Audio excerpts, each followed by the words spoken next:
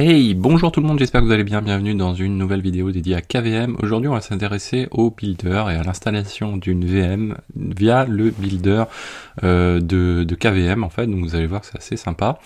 Ça fait gagner un petit peu de temps. Après le problème c'est que les images sont minimalistes et sont pas forcément à jour, vous allez le voir. Donc c'est ça qui est juste un petit c'est dommage. Après voilà, par exemple sur Ubuntu pour l'instant on n'a pas la 20.04, ce qui est un petit peu dommage. Voilà. Donc le principe c'est quoi? C'est d'utiliser donc Virt Builder, donc c'est une ligne de commande tout simplement, qui est mis à disposition via un package qui est libguestfs. Donc là je vous ai mis le site. Vous pouvez avoir un petit peu d'informations sur la commande Virt Builder. Le principe c'est quoi? C'est on part du builder qui va nous construire donc avec des paramètres de sélection d'images pour pouvoir la builder comme on le souhaite. Ensuite on va aboutir à une image au format QCOO2, qui est le format, je vous le rappelle, un petit peu standard au niveau de QEMU et donc du coup de KVM. Et puis derrière, on va utiliser ensuite on va utiliser Virt install. Donc ici on a le builder qui constitue cette étape-ci, et ensuite on utilise Virt install sur la dernière étape pour lancer cette image QCOO2 avec les derniers paramètres dont on a besoin pour pouvoir l'utiliser. Alors donc Virt builder, si j'ouvre, ça va pas être terrible comme ça. Donc Virt Builder, on va zoomer un petit peu, Virt Builder, on peut lui passer un liste, et là du coup il va nous lister l'ensemble des images qu'il a à sa disposition. Donc vous voyez que par exemple sur Fedora c'est pas trop à jour, sur Ubuntu non plus, ça c'est un petit peu dommage. Donc globalement, Fedora ici, donc sur du x64 bien sûr. Donc nous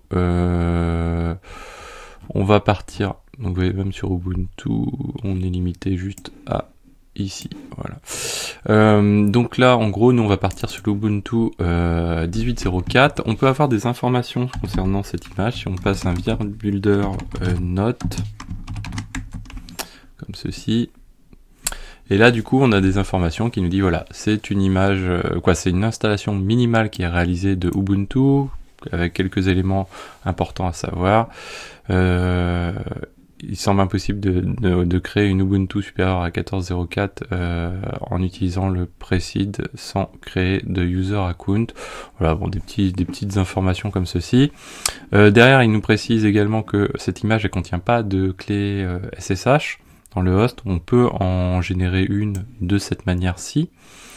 Donc en gros on va le voir tout à l'heure, il nous transmet un mot de passe. On fera dans une prochaine vidéo, on fera un petit debug, on va dire, par rapport au mot de passe, parce que vous allez voir que c'est pas super pratique. Et le template, donc ici, il a été généré, donc vous voyez libguestfs, source tree, donc en fait il nous indique l'endroit où est situé le builder et le template en question. Globalement, ça peut vous donner des informations sur la manière dont a été construite l'image principalement. Donc ça c'est une chose. Ensuite, donc une fois qu'on a fait ça, nous on sait que notre image donc c'est la Ubuntu 18.04, donc on va procéder à son installation. Donc pour ça, on va repartir de cette ligne de commande qu'on va regarder ensemble. Donc on lui passe quoi? Un sudo, donc Virt Builder Ubuntu 18.04, donc ça c'est le nom de notre image. Ensuite la taille de cette image disque qui va être mise à notre disposition. Donc nous on veut que la VM fasse au final 20 Go, donc on lui attribue directement une size de 20 Go. On pourrait lui rajouter du volume ensuite, etc. On détermine quand on lui indique le format qu'on utilise, donc nous on utilise du QCOO2, ce qui est plutôt le standard, et puis l'endroit où va être stocké ce disque d'image de machine, et donc du coup on la met classiquement dans varlib libvirt, le directory images, et puis ensuite le nom de la machine. Moi vous mettez le nom que vous souhaitez, de toute façon il n'y a pas de souci.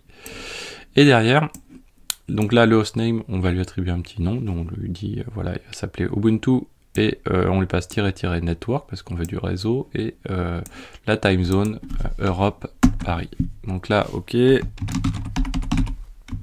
Donc première chose, il va bien sûr aller télécharger les éléments dont il a besoin. Donc là il récupère, vous voyez ici le template en question. Alors là c'est même plus poussé, quoi, les éléments qui vont lui permettre de faire l'installation de l'image en question. Ensuite, donc il se prépare à faire le build de l'image, il décompresse les éléments. Donc du coup là il va créer le disque de 20 Go et il va ouvrir le disque et il va procéder à son installation.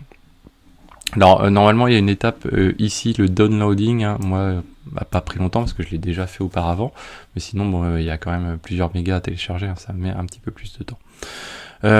Donc là voilà, il nous indique qu'il a fini, et très important ici, on le voit pas forcément très bien, c'est qu'il nous fournit un mot de passe pour le user root. Donc ça on peut se le copier à côté. L'inconvénient, vous allez voir, c'est que faut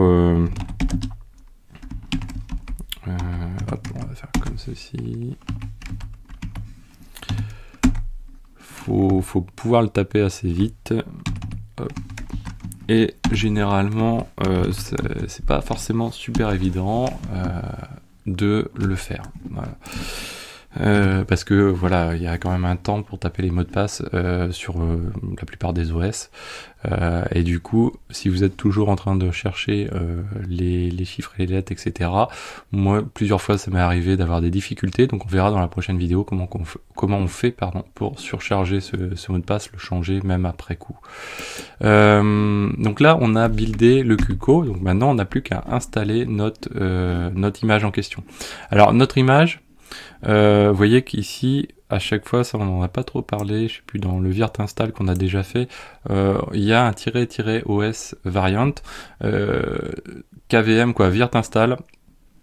Donc les virt disposent d'une liste fixe d'images d'OS variant en l'occurrence, et ici on peut rechercher le nom de cette image là parce qu'on n'a pas forcément tous les noms en tête. Voilà, donc là par exemple Ubuntu, on les retrouve tous, quoi, tous ceux qui sont à disposition, et donc l'OS variant, c'est ce qui correspond, c'est le début de ligne qui est ici.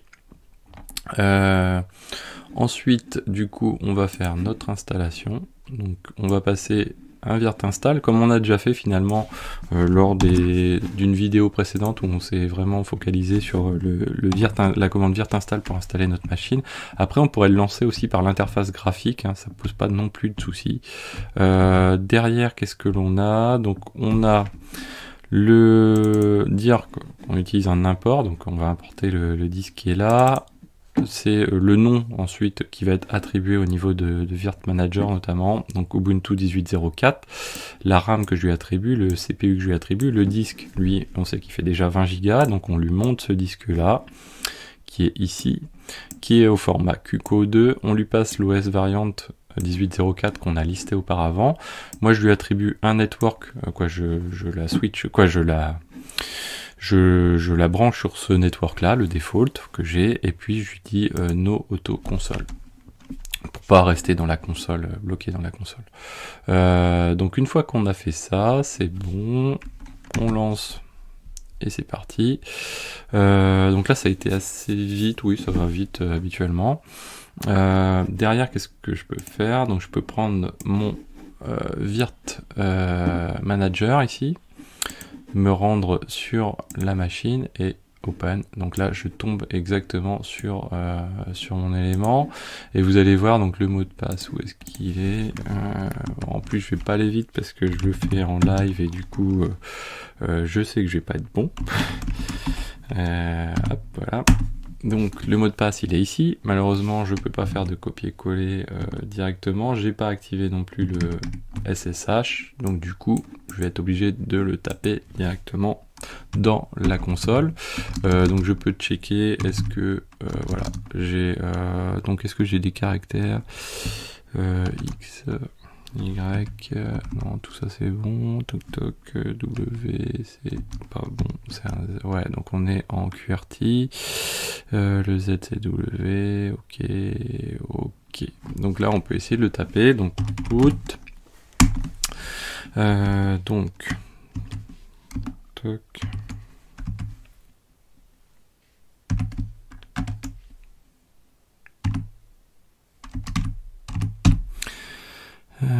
Hop. Donc on se dépêche un peu.